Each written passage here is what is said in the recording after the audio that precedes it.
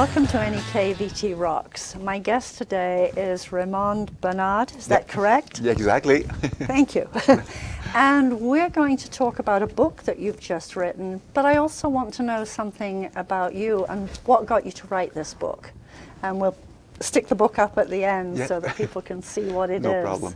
Appreciate it. You're welcome. So you live in Magog. That's all I know. Yeah, that's a good start. Yeah. Yes, yes. I live in Magog. Just to talk about a little bit about myself. Yeah, my wife died on the 25th of December 2021, and from then starts like a process of being alive, and that's what I explain in the book. But mainly, I'm a musician. I play piano, bass clarinet in some Coaticook band. And also playing piano for people that got Alzheimer. So we are singing together, bring them with me, and just love them, by the way. Yeah, music's important. Yeah, really important. I like football, of course, especially NFL football. So, and by the way, no comment. All-American team, of course, the Dallas Cowboys. Since I have maybe 10 or 11 years old, and yeah, I like travel and especially warm weather. So that's a little bit about. And you're living in the wrong country for that. So true. Yeah. I'm not born in the right country, as you mentioned. Yeah. So, what created the book? I got that crazy idea in last June and last year, and you know those kind of ideas that suggest, oh Raymond, you should write a book. Yeah. I just leave it there, and on the same week, 3 people told me, Raymond, you should write a book. I said, oh my God, maybe there's a sign somewhere. So you listen to the universe. Yes, I listen to the universe. And I just let it go. And sure. By the way, I asked the last person, how do you write a book? Because I never write a book before. Right. So how can I do that? So, and this person is strange because he's an electrical engineer in university. So we are far from, emotions and all those things. And so I just leave it there. And 1 week later, I saw on my Facebook page free workshop for writing. I said, oh my God. So I look at the video of this guy. I didn't like his face, but what he said was resonated for me. So it's who you are before you would like to write or explain or say to people. I said, okay, anyway, I know he wants to sell his formation training and so on, but it's fine. So I'm gonna be on the Zoom. So we were 70 people on the Zoom. I was just surprised and amazed that 70 people, and we were just 2 men on this Zoom. And then he asked a question, and I'm starting to write for 10 minutes. So I wrote 2 pages about the death of Sylvie and how I live it and everything, and how I welcome those emotions with myself. And he just write me in a private chat, Raymond, we should meet. We need to talk. So from then, I just bought the training. That was 40 videos, by the way, so I can do it by myself. And I didn't ask me any question. I just wrote it down. And I got this expression, which is I just, vomit or regurgitate some words. And after that, we're going to make the structure and so on. So I started to write, and 7 months later, wow. At the end of January, I knew that it was finished for writing for that part. And then I asked Jeremy, my coach, okay, Jeremy, I would like to propose you 2 dates for the launch. So the 15th of May, which is my birthday, or the 6th of June, which is Sylvie's birthday. So I prefer the 6th of June. Yeah. What do you think about that? She said, yes, well, I agree, and so on. And on the 6th of June. So you did this whole process in less than a year? Yes. Yes. You know that sounds crazy, right? Yeah, I'm still asking myself how I did that. Really? Yeah. Yeah. Part of what's amazing about this is you just took a 2-hour workshop, and from that you got, quote, sucked into something that led you to a bunch of videos and a coach. Yeah. Which for many people is a process that would also take years. And you squashed it. Yeah, That's amazing. Yeah, thank you, thank you. But in this process, one thing at the beginning, it's it's the basis. So how many times you can you are available by day or by week to do it. So I just started with 1 hour a day, something slower just to make sure. Yeah. I was working part-time in the same time. So, and then I just realized after a couple of weeks that I was at 2 and 3 hours. And for people that writing, even if it's for ourselves, not with this idea to publish a book, but for me it was really therapeutic to write down those emotions and so on. So this was a process that was really healing for you. Yeah. Yes. And whether you consciously went into it with that frame, that's what happened. Exactly. Exactly. And strangely, my intention is how her death makes me alive. Yeah. So I didn't expect to, and I said to Jeremy, I don't want to talk about our love story. This is not the goal of the book. It's not my intention. And he said, hey, Raymond, you should write it down because, people won't know where you come from and you have to explain. And sometimes there's some amazing things in life. So in March or April, when we were in the structure of the book, Remy said to me, Raymond, we have a problem. I said, what is it? So you have 60,000 words. You need 40,000 words. I said, okay. He said, okay, I got some idea. So we met and we discussed about it. And I just said to Jeremy, we're gonna remove all the part of all our story. It's 20,000 words. So we're gonna start on the 25th of December. He said, are you sure? I'm not asking you to remove that. I said, you don't ask me.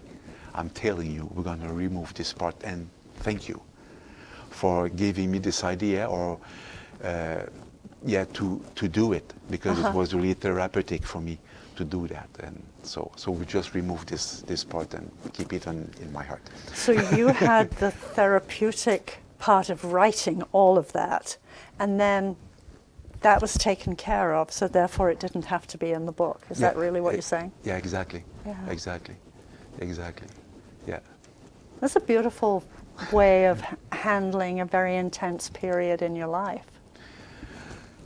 There's so much synchronicity since her death that it is just, I mean, I can write a book 3 times this thick of what's happening all the time, every day, every week. It's just amazing.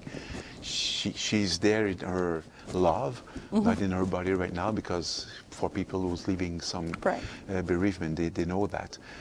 But and yes, I'm open to see those signs. I'm not searching for them. They just arrive. And there's a lot of meeting and encounter with people I'm just still amazed what's all this is happening right now. This is just, as I mentioned, it's just greater and bigger than me. Right. And part of what's interesting, you describe yourself as being an electrical engineer, which is a field that's very disciplined, very structured, very unemotional. And yet you're clearly writing about something that's extremely emotional. And you're talking about not shutting down emotions. That's language that most engineers would never use and would never understand. Yeah, exactly. How did that transition happen? Or were you really somebody who was comfortable with feelings but hiding out as an engineer. But maybe I didn't express well about this because when I asked the third man, he was the engineer. Yeah, and he explained to me, you know, really rational and straight and mental thing and blunt thing. You do this, you do that, and I just feel inside myself that it wasn't that way, but it gave me, you know, just an idea how to do it. And the most important thing that he told me, you have two ways to do it. So you can read some books and take some ideas on how people doing it, or you can just doing authentic with yourself and write the book. But the question is really good because I can answer on the other hand or the other way. There's a Raymond before that date, and there's a Raymond after that date. It is hard for me to explain how it happens, but on somehow, it's like the eggshell just exploded, and I just get back my sensitivity with myself. And the full welcome of all those emotions come through in the how I can do it from the book. This famous book that was on the floor when I came back on the 15th of January after the memorial of Sylvie. So they were a book, you know, just fall down from the shelves on the floor. What was the book? It is the how concretely we can just live our emotions and welcome them fully. So it was the only book that I ever read in my library. So I just said, okay, thank you, my love, I'm going to read it. So I read it, and mostly I lived it. So I didn't ask any questions. I just did the exercises, and the book. I can't tell the name of the book because it is written in the. So it's Nutri Emotion from Nasrin Reza, which is an European author. And I got the chance to meet her on the 24th of June in a workshop in Montreal, and I asked to see her for 5 minutes and give her a big hug and say thank you, Nasrin, because you saved my life. And I think you mean that literally, not just metaphorically. Exactly. Yeah. Yes. Yeah, because I wanted to die at the first month of everything. So that book was like a buoy, the words in English. You know, the thing that you pitch in the water to save people. You know, A life jacket. Life jacket or some life jacket. Yeah. So it was, her book was like a life jacket for me, exactly. Your friends from before, are they still your friends now? I like or have your you question. scared them? I like your question. I can say and that's why I feel so blessed in my life right now. For 95%, yes. They just, you know, stuck with me. They were close to me, and some of them just leave, of course. Yeah. But for 95%, yes, I'm really blessed, and thank you guys for being there so close to me on those months. And the whole, and I'm using gender Yeah. descriptions here, men are taught to suppress feelings. Women are allowed to express some feelings, but we're supposed to be really controlled which ones they are and where we do it. But men, you're not supposed to have feelings, and when you do have them, you're not supposed to show that. And here you are, writing a book that expresses something totally differently, and clearly you're living that. Yeah, exactly. How'd you do that? For me, it just happened, and it's just like a mode of life. When I just feel it, because I got some emotions before in this, you know, open-hearted after her death. And those concrete way to do it, for example, thank you, sadness, to be with me right now. I'm staying with you. That's the way I do it. So when I feel it, so I was nervous before I come here, of course, and I'm still. and I just thank this nervousness inside me, and I'm just stay with this nervousness. And then I give this sadness or nervousness to exist and be there. And this is the paradox of human being for what I experiment. And I didn't discover anything. This is not new. But the paradox is when we fully welcome those emotions, they just disappeared. That's it. We don't try. When we try to, I feel so bad, and I feel so anger, and I just want to remove or just pull down this anger, it doesn't work. And if I do the same thing, thank you for being there, and I'm staying with you, and I'm going to give you the right to exist. I admire you, I love you. Then it disappears. But if we do that to just to make it disappear, it won't work. Right. I mean, something that's sort of similar is, you're looking for a word, or you're trying to remember somebody's name, and the more you chase it in your head, the further it runs in front of you. If you step back and wait, it comes back. Yeah, exactly. And just say to a kid, don't touch that. That's an invitation to touch it. They hear, touch it. Yeah, exactly. So that's the way I'm doing it, and there's something else after, because the way I'm living right now, it's like I'm like an observer of everything. So I can just observe that, okay, the human, which is Raymond, but without name, just live this sadness. And the human let live this sadness, and I'm stay with you, and I fusion, because there's so much energy in sadness. And but regarding anger, we need to do it properly. I explained a little bit in the book. And because what I realize, it's when we repressed, for example, anger, at the next occasion, the anger will come out. Absolutely. Because life will spread or send something. Yeah, and totally inappropriate. Exactly. Yeah. So the more we repressed, the more we can see for the human being right now. This world is and if you keep putting a lid on anger, you just get depressed, because and then that explodes. It's going to explode, and we can see that every day. In Absolutely. America and every Canada. Day. Yeah, and most, and this is something new for us. And I mean, in Quebec. So in Montreal and Quebec, there's a killing and shutdown almost every day. So we didn't saw that before. Right. So, and what is the reason? We just don't know how to do it. That's core of the book, how to do it concretely. And if you take a look at what's happening in American politics, I'm not saying that Canadian politics are perfect, they're far from it. But American politics right now, you're just seeing that crazy anger cycle.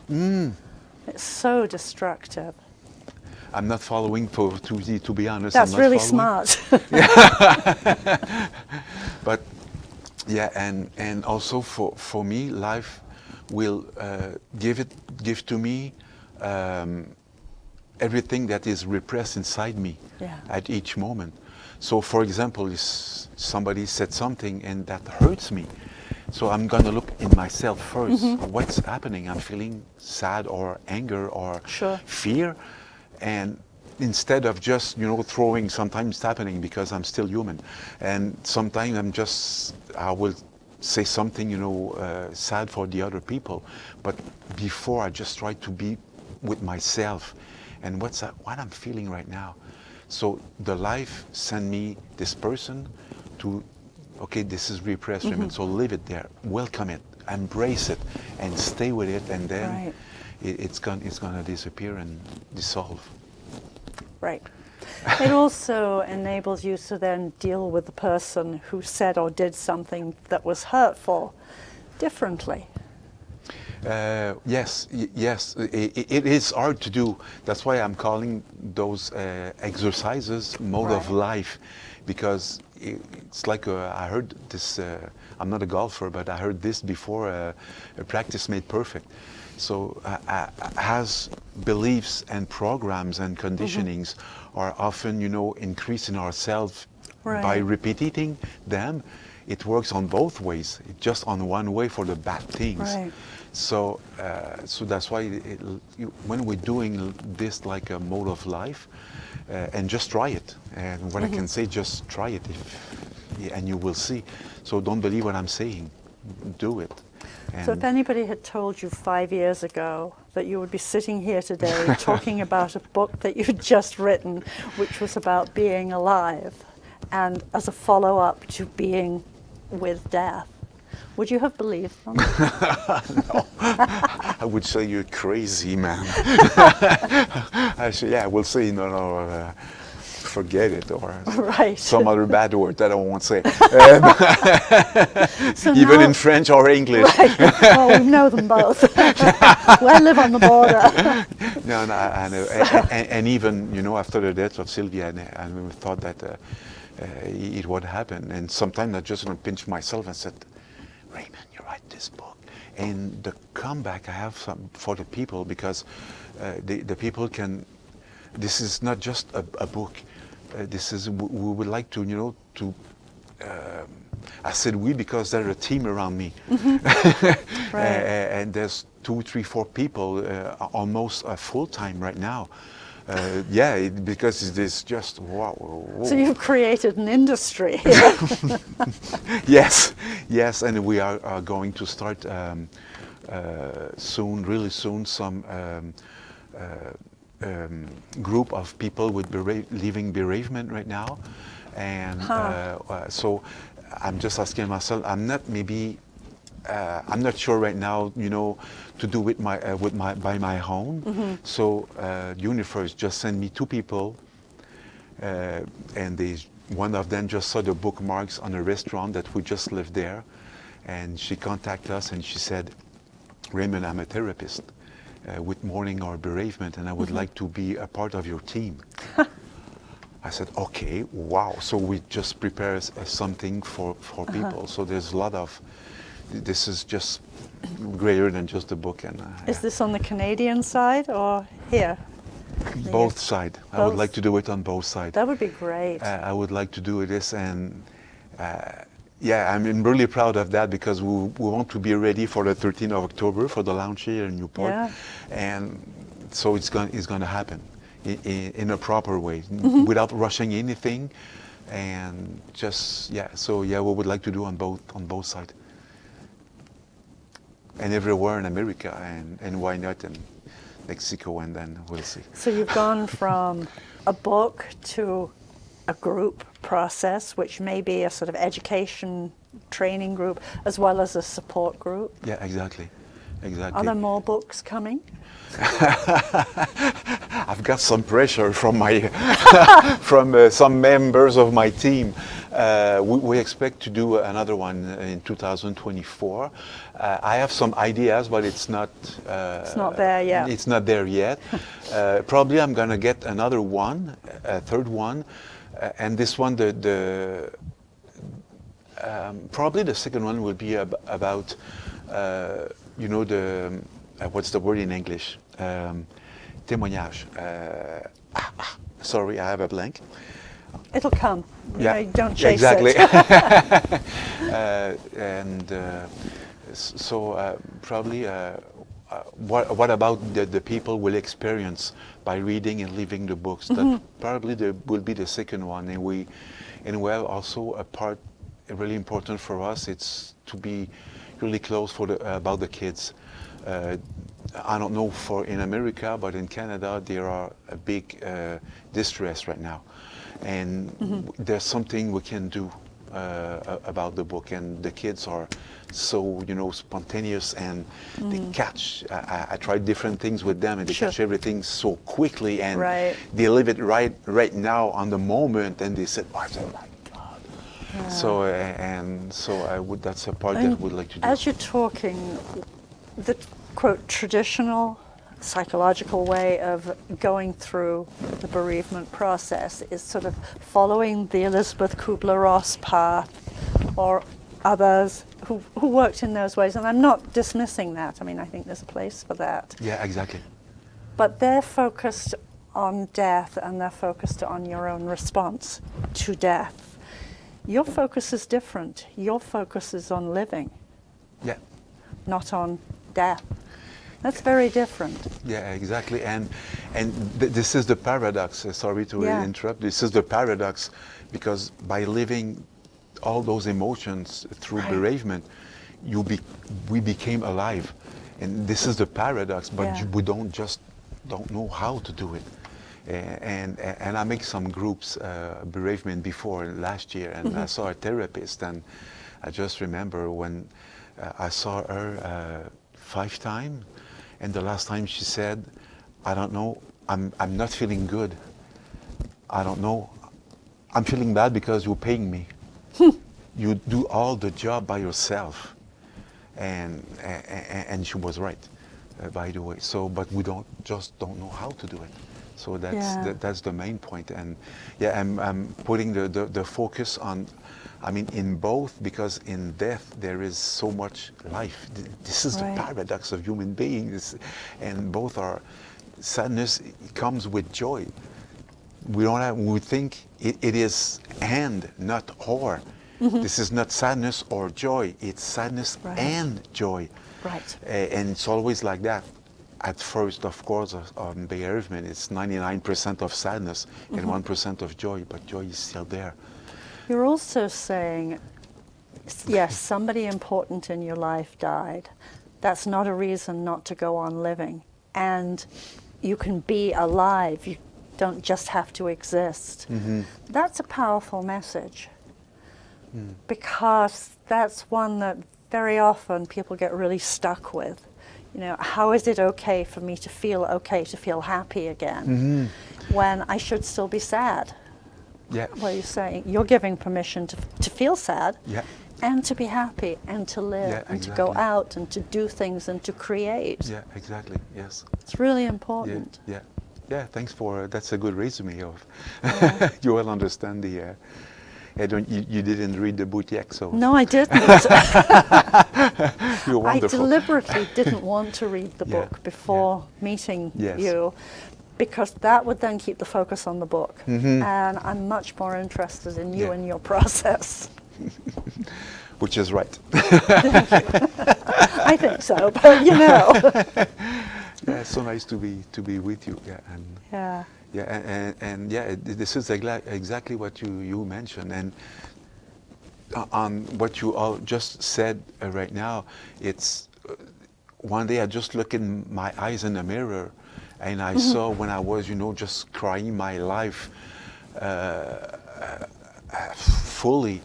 I just saw that light sparkle in my eyes, and it's just, I'm alive. I'm just, what's the word in English, but I'm just living, but I'm alive. And I can say that for the first time since I born,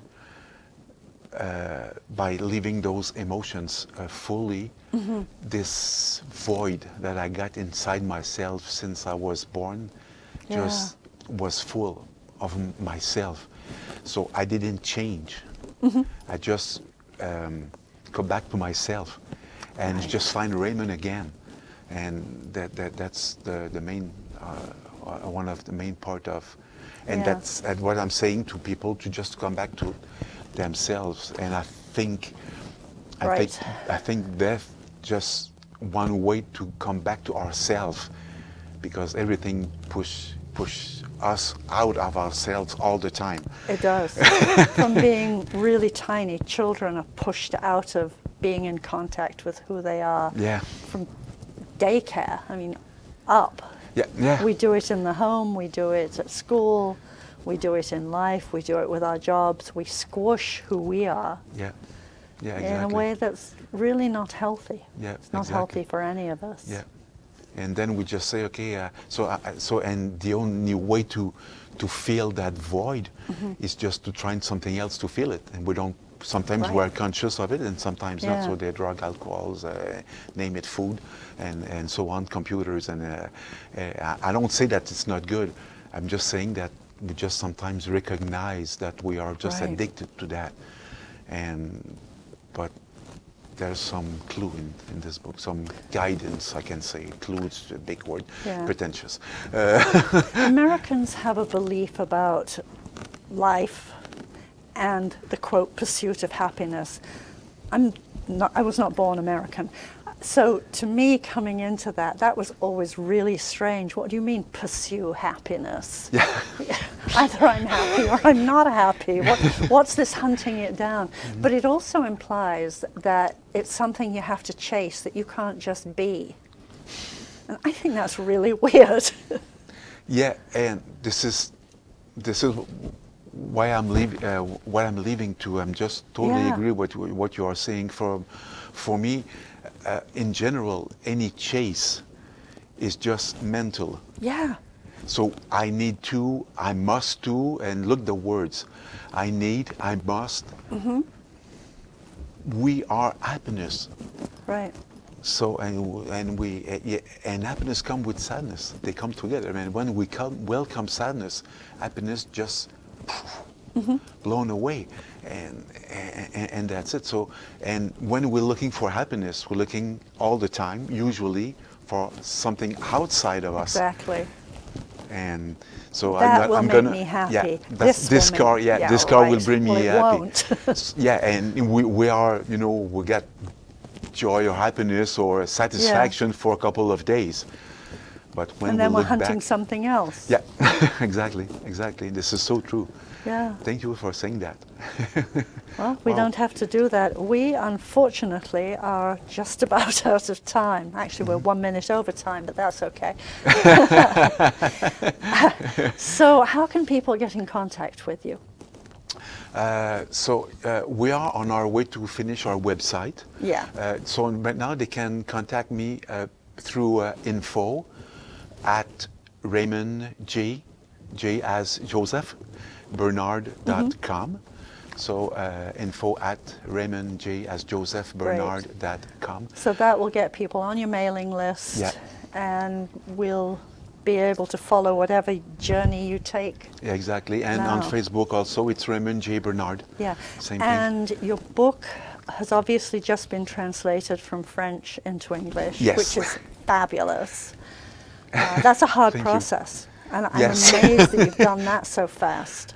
And Universe just sent me people. Yeah, I mean, people take years to translate a book, but you know, you did the book in 7 months, so why not?